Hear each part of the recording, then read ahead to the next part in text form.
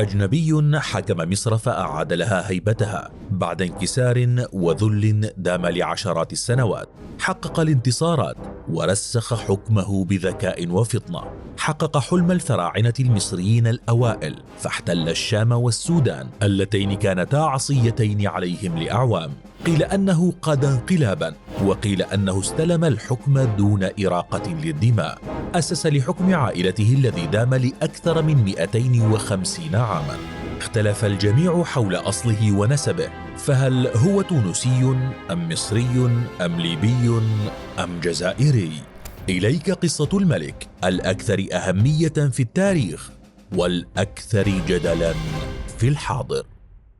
شيشناق الأول ملك مصري يعود نسبه إلى قبائل المشاوش الليبية، وسماه الإغريق سوساكوس. جده الأعلى بويواوا كان مستقرا بالواحات الغربية في جنوب غرب مصر.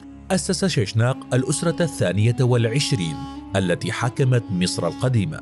اختلفت الروايات حول سبب قدوم عائلته من ليبيا إلى مصر.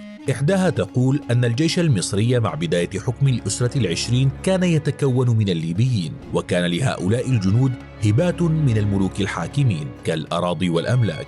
ومع مرور الوقت تحول الليبيون إلى مصريين، وتحولت عاداتهم وثقافتهم وديانتهم إلى المصرية، ليتقلد البعض منهم مناصب هامة في البلاط الملكي وفي قيادة الجيش العليا. والرواية الأخرى تقول أن رمسيس الثالث أحضر الليبيين إلى مصر كأسرى بعد انتصاره على القبائل الليبية خلال معركتين كبيرتين وقعتا بين العامين 1180 و 1174 قبل الميلاد. وقد جلبهم رمسيس للعمل في الخدمة العسكرية والمشروعات العمرانية. ومع الوقت تمصر الليبيون وازداد شأنهم حتى وصلوا إلى العرش عن طريق الملك الليبي الأصل شيشناق الذي تزوج من ابنة الملك بسوسونس آخر ملوك الأسرة 21. النهضة المصرية.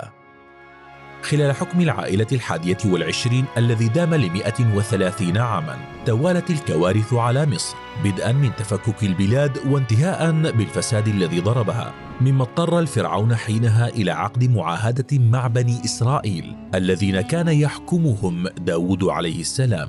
ووصفت آخر فترات حكم العائلة 21 بالأسوأ بتاريخ مصر، الأمر الذي مهد الطريق إلى وصول شيشناق للعرش، فقد عمل على ذلك قبل وفاة الملك بسوسونس الثاني، ووطد علاقاته الدينية والمدنية مع الشعب المصري، لأنه أدرك أن الحصول على حب المصريين هو المفتاح للوصول إلى السلطة. بعض الروايات تقول أنه استلم الحكم بعد قيامه بثورة على بسوسونس الثاني، لكن المؤكد أنه انتظر وفاة الملك ليستلم الحكم مكانه ويؤسس للعائلة 22 التي ستحكم مصر لأكثر من قرنين من الزمن. اتبع شيشناق سياسة خارجية عدوانية في المناطق المتاخمة للشرق الأوسط، فوحد مصر والسودان وليبيا والشام في مملكة واحدة لأول مرة، وركز في سياسته الداخلية على إحكام قبضته على مصر من خلال ربط القادة ببعضهم عن طريق الزواج والدم. وأول عمل قام به هو تعيين ابنه أوبوت كاهنا أعظم في طيبة.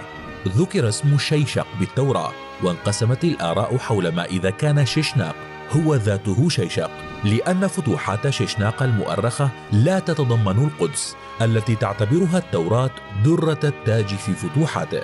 البعض يعتبر أن اختفاء ذكر مدينة القدس يعود سببه إلى العوامل التاريخية، بينما يعتقد البعض الآخر بأن شيشناق ادعى الغزو بجملته ونسخ قائمة غزو لملك سابق. شيشناق الأمازيغي. أثار احتفال الأمازيغيين في شرق الجزائر بعيد رأس السنة الأمازيغية 2971 الكثير من الجدل بسبب إقامة تمثال كبير لشيشناق الأول. وبدأ الخلاف حول أصله في كل من مصر والجزائر وليبيا وتونس، فنسبه الأمازيغيون إليهم كون أسرته قدمت من الجزائر إلى مصر، واعتبروه فخرا لكل أمازيغي. وبناء على وثائق تاريخية أكد التونسيون أن أسرته قدمت من تونس، ليدخل الليبيون على الخط ويؤكدوا أن أصله ليبي وفقا للآثار الفرعونية. أما المصريون فقد نسبوه إليهم واعترفوا بأصله الليبي البعيد. لكن من المؤكد أن من الصعب تحديد شيشناق بجنسية وجغرافية بذلك الوقت، كون موطن الأمازيغ قديما كانت حدوده تشمل جميع دول المغرب اليوم، بالإضافة إلى أن شيشناق كان ينتمي لعائلة واسعة الانتشار. في ظل هذا الجدل القائم، باعتقادك إلى أي جنسية ينتمي شيشناق؟ وما رأيك بحكم عائلته الذي استمر لأكثر من 250 عاماً؟